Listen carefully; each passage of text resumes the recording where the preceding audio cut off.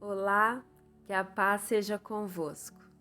Hoje a nossa leitura está no Evangelho de Lucas, no capítulo 10, no verso 19. Eis aí vos dei autoridade para pisar de serpentes e escorpiões, e sobre todo o poder do inimigo, e nada absolutamente vos causará dano. As Escrituras Sagradas mostram que a terra, com todos os seus bens, foi entregue ao homem, quando ele ainda era apenas espírito, como está em Gênesis capítulo 1, versos 28 a 30. Foi uma concessão de autoridade sobre a dimensão espiritual e material do mundo. Portanto, abaixo de Deus e de seu Filho Jesus, e depois de ter recebido o corpo tirado do pó da terra, o homem reinava absoluto, sem nenhum oponente espiritual ou material. Essa foi a situação original do ser humano, pois ele foi concebido com esse objetivo, como está em Gênesis capítulo 1, verso 26. Mas o desejo de ser igual a Deus o levou a transgredir ordens recebidas.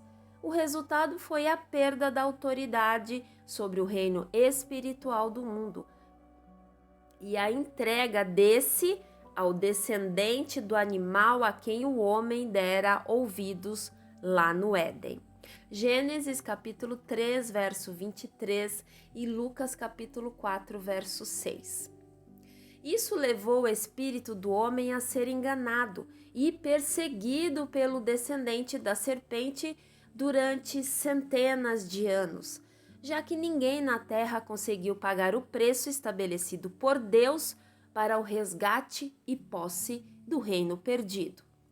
Mas por sua infinita graça, Deus enviou seu próprio Filho para resgatar o domínio daquilo que nos pertence e que outrora havia sido tomado. Esse resgate foi completado no momento em que o Senhor Jesus deu seu último suspiro na cruz do Calvário. Evangelho de João, capítulo 19, verso 30. Isso nos faz entender que os domínios do mundo espiritual dessa terra pertencem a Jesus e não mais ao diabo. O versículo que lemos faz referência à autoridade que o Senhor Jesus outorgou aos seus discípulos para dominar o inimigo, determinando que sobre eles não houvesse nenhum dano por isso. O tempo daqueles que receberam essa autoridade já passou, mas em nossos dias também são considerados discípulos do Senhor aqueles que se convertem e permanecem em seus ensinos. Veja, Marcos capítulo 16, verso 17 a 18 diz: Estes sinais acompanharão os que crerem. Em meu nome expulsarão demônios, falarão novas línguas, pegarão em serpentes e se beberem algum veneno mortal, não lhes fará mal algum. Imporão as mãos sobre os doentes e estes ficarão curados. No Evangelho de João, no capítulo 8, verso 31 e 32, diz assim: Se vós permanecerdes na minha palavra, sois verdadeiramente meus discípulos e conhecereis a verdade, e a verdade vos libertará. Diante disso, podemos crer que a autoridade concedida por Jesus foi estendida aos cristãos de hoje, que se enquadram como discípulos nos termos da sua própria palavra.